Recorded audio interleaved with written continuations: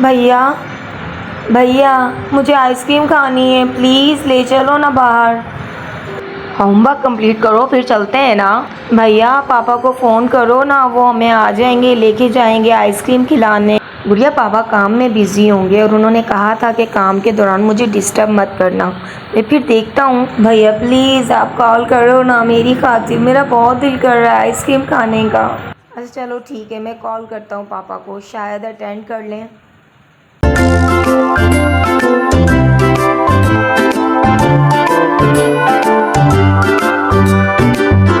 गुड़िया पापा call attend नहीं कर रहे। ओहो भैया आप क्या करें, मेरी बहना का इतना ही दिल कर रहा है तो चलो मैं ले चलता हूँ तुम्हें। भैया आप सच कह रहे हैं ना? यस ऑफ कोर्स, सोचने दो पापा को क्या बोलूँगा।